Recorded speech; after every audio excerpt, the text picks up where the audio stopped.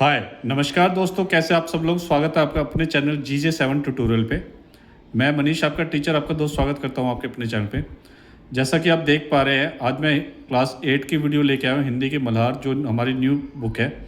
इससे आज हम सेकंड चैप्टर करने वाले हैं। आप देख सकते हैं सेकंड चैप्टर हमारा बहुत प्यारा है। दो गुरैया कहानी है भीष्म साहनी जी की। तो चलिए हम इसको मिलकर पढ़ते हैं। जैसा कि आप देख पा रहे हैं, चैप्टर 2 हमारा चैप्टर का नाम है दो गुरैया। बहुत ही प्यारा पिक्चर है जो हमारी न्यू एनसीईआरटी है। न्यू लुक भी बहुत अच्छा है। देख रहे हैं कि एक हस्बैंड वाइफ है, एक बच्चा है, ऊपर गुरैया है। ठीक है, खूबसूरत है हमारा बहुत चैप्टर। तो चलिए हम कहानी भी जानते हैं साहनी जी की क्या है। तो दो गुरैया, शुरुआत करते हैं। तो घर में हम तीन ही व्यक्ति रहते हैं, माँ, पिताजी और मैं। जो कहानी सुनाने वाले हमारे लेखक है, ठीक है, वो बता रहे हैं कि उनके घर में तीन ही लोग रहते हैं, माँ, पिताजी और वो। पर पिताजी कहते हैं कि यह घर सराय बना हुआ है, हम तो जैसे यहाँ मेहमान हैं, घर के मालिक तो कोई दूसरे ही हैं। आंगन में आम का पेड़ है, तरह तरह के पक्षी उस पर डेरा डाले रहते हैं। जो भी पक्षी पहाड़ियों घाटियों पर से उड़ता हुआ दिल्ली पहुंचता है, पिताजी कहते हैं कि वही सीधा हमारे घर पहुंच जाता है। तो आपको देखने से अच्छा लग रहा होगा, पढ़ने से समझ में आ रहा होगा। एक हास्य कथा है, ठीक है, कि किसमें पिताजी कहते हैं कि जो भी उनके घर पे इतने पक्षी डेरा डाले रखते हैं, तो वो कहते हैं कि जो भी दिल्ली पहुंचता होगा पक्षी, वो सीधा उनके घर आ जाता होगा। जैसे हमारे घर का पता लिखवा कर लाया हो। यहाँ कभी तोते पहुंच जाते हैं, तो कभी कौवे और कभी तरह तरह के गौरैया। वह शोर मचता है कि कानों के पर्दे फट जाएं, पर लोग कहते हैं कि पक्षी गा रहे। घर के अंदर भी यही हाल है। बीसियों तो चूहे बसते हैं, रात भर एक कमरे से दूसरे कमरे में भागते फिरते हैं। वह दमा चौकड़ी मचती है कि हम लोग ठीक तरीके से सो भी नहीं पाते।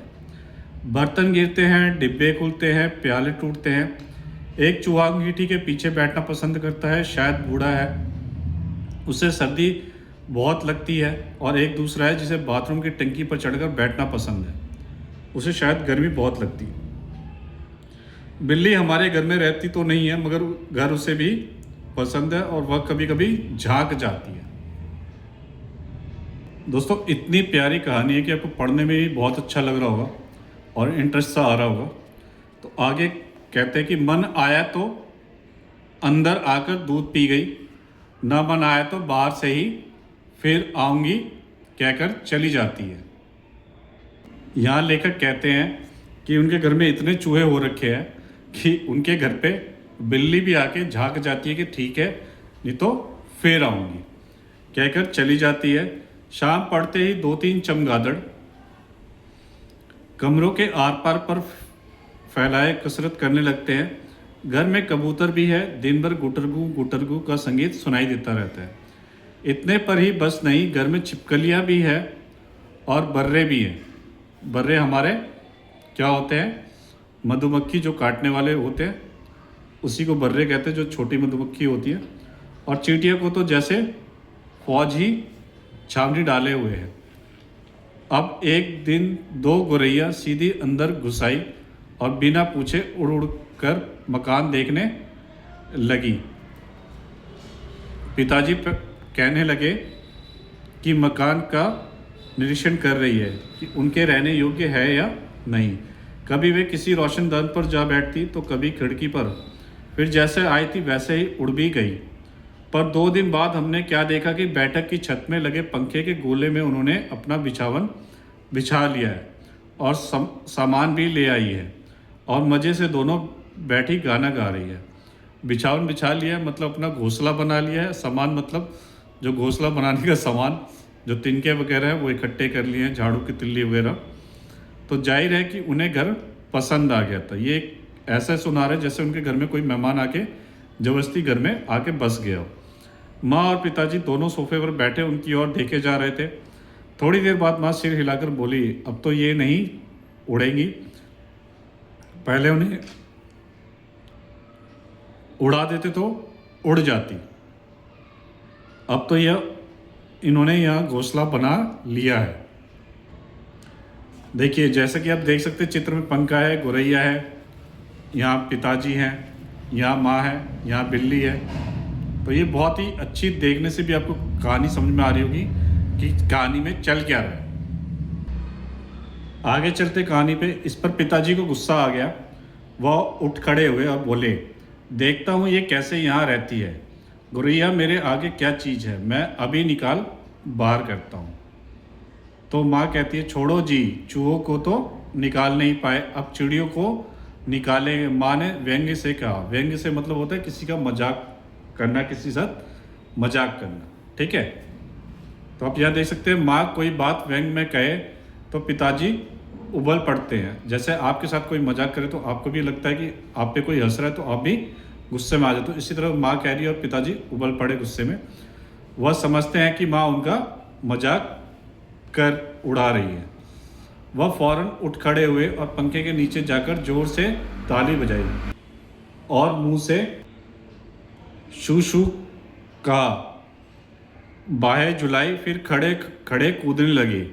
कभी बाहें झुलाते, कभी शू शू करते। गौरैया ने घोंसलों में से सिर निकालकर नीचे की ओर झाँक कर देखा और दोनों एक साथ चींची करने लगी और माँ खिलखिलाकर हंसने लगी। पिताजी को गुस्सा आ गया, इसमें हंसने की क्या बात है। माँ को ऐसे मौक़ों पर हमेशा मजाक सूझता है। हंसकर बोली, चिड़िया एक दूसरे से पूछ रही है कि यह आदमी कौन है और नाच क्यों रहा है। वो मतलब माँ जो है पिता के साथ मजाक कर रही है, ठीक है। तब पिताजी को और ज़्यादा गुस्सा आ गया और वह पहले से भी ज़्यादा ऊंचा कूदने लगे। गौरैया घोंसले में से निकलकर दूसरे पंखे के डहने पर जा बैठी। उन्हें पिताजी का नाचना जैसे बहुत पसंद आ रहा था। फिर हंसने लगी, ये निकलेंगी नहीं जी, अब इन्होंने अंडे दे दिए होंगे, निकलेंगी कैसे नहीं। पिताजी को भी अब ठेस लगी कि अभी निकलेंगी कैसे नहीं, माँ बोल रही थी कि नहीं निकलेंगे। तो पिताजी बोले और बाहर से लाठी उठा लाए। इसी बीच गौरैया फिर घोंसले में जा बैठी थी। उन्होंने लाठी ऊंची उठाकर पंखे के गोले को ठकोरा। चींची करती गौरैया उड़कर पर्दे के डंडे पर जा बैठी। तो माँ कहती है, इतनी तकलीफ करने की क्या जरूरत थी, पंखा चला देते तो ये उड़ जाती। माँ ने हंसकर कहा। पिताजी लाठी उठाए पर्दे के डंडे की ओर लपके। एक गौरैया उड़कर किचन के दरवाजे पर जा बैठी, दूसरी सीढ़ियों वाले दरवाजे पर। माँ फिर हंस दी, तुम तो बड़े समझदार हो, जो सभी दरवाजे खुले हैं और तुम गौरैया को बाहर निकाल रहे हो। एक दरवाज़ा खुला छोड़ो, बाकी दरवाजे बंद कर दो, तभी ये निकलेंगी। अब पिताजी ने मुझे झिड़क कर कहा, तू खड़ा क्या देख रहा है, जा दरवाजे बंद कर दे। मैंने भागकर दोनों दरवाजे बंद कर दिए और केवल किचन वाला दरवाज़ा खुला रहा। पिताजी ने फिर लाठी उठाई और गौरैया हमला बोल दिया। एक बार तो झूलती लाठी माँ के सिर पर लगते लगते बची। चींची करती चिड़िया कभी एक जगह तो कभी दूसरी जगह जा बैठती। आखिर दोनों किचन की ओर खुलने वाले दरवाजे में से बाहर निकल गई। माँ तालियां बजाने लगी। पिताजी ने लाठी दीवार के साथ टिकाकर रख दी और छाती फुलाए कुर्सी पर आ बैठी। आज दरवाजे बंद रखो, उन्होंने हुक्म दिया, और एक दिन अंदर नहीं घुस पाएंगी तो फिर घर छोड़ देंगी। तभी पंखे के ऊपर से चींची की आवाज़ सुनाई पड़ी और माँ खिलखिलाकर हंस दी। मैंने सिर उठाकर ऊपर की ओर देखा, दोनों गौरैया फिर से अपने घोंसले में मौजूद थी। दरवाजे के नीचे से आ गई होगी, माँ बोली।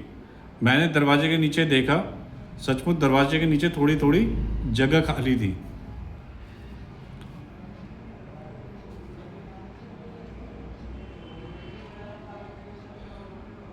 पिताजी को फिर गुस्सा आ गया। माँ मदद तो करती नहीं थी, बैठे हंसी जा रही थी।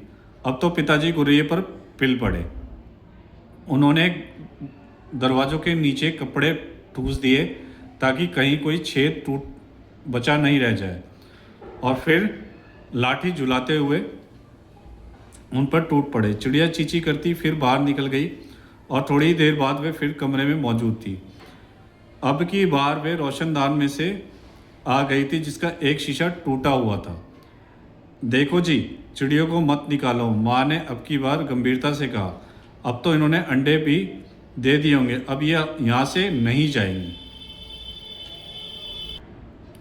क्या मतलब, मैं कालीन बर्बाद करवा लूँ?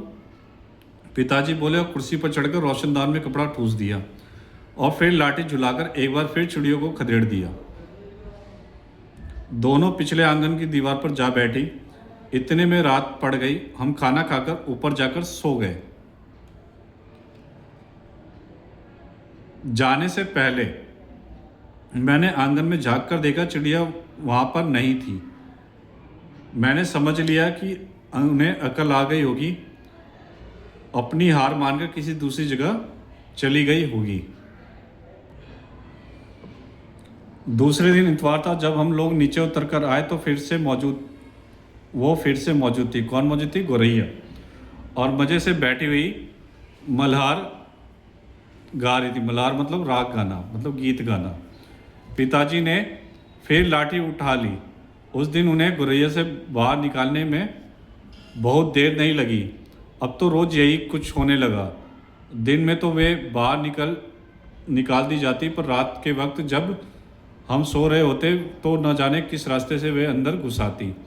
पिताजी परेशान हो उठे। आखिर कोई कहाँ तक लाठी झुला सकता है? वह भी तंग आ गए थे। आखिर जब उनकी सहनशीलता चूक गई तो वह कहने लगे कि वह गौरैया को घोंसला नोचकर निकाल देंगे और वह फौरन ही बाहर से एक स्टूल उठा लाए। घोंसला तोड़ना कठिन काम नहीं था। उन्होंने पंखे के नीचे फर्श पर स्टूल रखा और लाठी लेकर स्टूल पर चढ़ गए। किसी को सचमुच बाहर निकालना हो तो उसका घर तोड़ देना चाहिए, उन्होंने गुस्से से कहा। यह सच बात है कि किसी को भी अगर घर से निकालना हो, अगर उसका घर ही नहीं रहेगा तो वो फिर नहीं रहेगा। तो उनको लगा कि मैं उनका घोंसला तोड़ दूंगा तो शायद गौरैया वहाँ से चली जाए। घोंसलों में से अनेक तिनके बाहर की ओर लटक रहे थे। गौरैया ने सजावट के लिए मानो झालर टांग रखी हो। पिताजी ने लाठी का सारे सूखी घास के तिनकों पर जमाया और दाईं ओर की खींचा। दो तिनके घोंसलों में से अलग अलग हो गए और फराफराते हुए नीचे उतरने लगे। चलो, दो तिनके तो निकल गए, माँ हंसकर बोली। अब बाकी 2000 भी निकल जाएंगे। तभी मैंने बाहर आंगन की ओर देखा और मुझे दोनों गौरैया नजर आई। दोनों चुपचाप दीवार पर बैठी थी और इसी बीच दोनों कुछ दुबला गई थी, कुछ काली पड़ गई थी। अब वे चहक भी नहीं रही थी। तो यहाँ पे मैटर थोड़ा सा सीरियस हो गया। अब पिताजी का लाठी का सिरा घास के तिनकों के ऊपर रखकर वहीं रखे घुमाने लगे। इससे घोंसले के लंबे लंबे तिनके लाठी के सिरे के साथ लिपटने लगे और वे लिपटते गए और घोंसला लाठी के इर्द गिर्द खींचता आने लगा। फिर वह खींच कर लाठी के सिरे को इर्द गिर्द लपेट जाने लगे। जिस तरीके से आप पतंग उड़ाते तो उसका मांझा लपेटा जाता है, वैसे ही उनका क्या हुआ, लाठी का एक किनारा उनके घोंसले में फंस गया और उसको खींचते हुए वो उसमें लिपटता हुआ डंडे के साथ नीचे आने लगा। सूखी घास और रुई के फाहे और धागे और तिगलियाँ लाठी के सिरे पर लिपटने लगी। तभी सहसा जोर की आवाज़ आई, ची ची ची ची। पिताजी ने के हाथ ठिठक गए। वह यह क्या गौरैया लौट आई है? मैंने झट से बाहर की ओर देखा तो नहीं, दोनों गौरैया बाहर दीवार पर गुमसुम बैठी थी। ची ची फिर आवाज़ आई। मैंने ऊपर देखा, पंखे के गोले के ऊपर से नन्ही नन्ही गौरैया सिर निकाले नीचे की ओर देख रही थी और चींची किए जा रही थी। अभी भी पिताजी के हाथ में लाठी थी और उस पर लिपटा घोंसले का बहुत सा हिस्सा था। नन्ही नन्ही दो गौरैया वे अभी भी झाके जा रही थी और चींची करके मानो अपना परिचय दे रही थी कि हम आ गई हैं, हमारे माँ बाप कहाँ हैं। मैं अवाक उनकी ओर देखता रहा। फिर मैंने देखा पिताजी स्टूल पर से नीचे उतर आए हैं और घोंसले के तिनकों में से लाठी निकालकर उन्होंने लाठी को एक और रख दिया और चुपचाप कुर्सी पर आकर बैठ गए हैं। इसी बीच माँ कुर्सी पर से उठी और सभी दरवाजे खोल दिए। नन्ही नन्ही चिड़िया अभी भी हाफ हाफ कर चिल्लाई जा रही थी और अपने माँ बाप को बुला रही थी। उनके माँ बाप झट से उड़कर अंदर आ गए और चींची करते उनसे जा मिले और उनकी नन्ही नन्ही चोंचों में चूगा डालने लगे। माँ, पिताजी और मैं उनकी ओर देखते रह गए। कमरे में फिर से शोर होने लगा और पर अब की बार पिताजी उनकी ओर देख कर केवल मुस्कुरा रहे थे। ये भीष्म साहनी जी की कहानी थी और बहुत ही प्यारी कहानी थी। हास्य भी था इसमें और दो गौरैया का कैसे परिवार बनता है उसके ऊपर भी बताया गया था। तो यहाँ हम लोग भीष्म जी से परिचय भी कर लेते हैं कि भीष्म साहनी जी हिंदी साहित्य के बहुमुखी प्रतिभा के लेखक थे। उन्होंने अपनी कहानियों में देश विभाजन और मानवीय मूल्यों की मार्मिक अभिव्यक्ति की है। उनके प्रसिद्ध उपन्यास तमस पर उन्हें साहित्य अकादमी पुरस्कार दिया गया और साहित्य में उनके योगदान के लिए उन्हें भारत सरकार ने पद्म भूषण से अलंकृत किया था। बच्चों के लिए उन्होंने गुलेल का खेल आदि कई कहानियाँ लिखी हैं। तो दोस्तों, ये सेकंड चैप्टर से पहली कहानी थी दो गौरैया और सेकंड कहानी है इसकी मित्र लाभ, जो अगली क्लास में पढ़ेंगे हम। तो ये एक ज़्यादा वीडियो लंबी ना हो जाए इसलिए एक पार्ट अभी लेके आया हूँ, एक पार्ट मेरी नेक्स्ट क्लास में आएगा। तो आप लोगों ने कहानी पढ़ी, आप लोगों को कैसी लगी कमेंट के माध्यम से बताइएगा।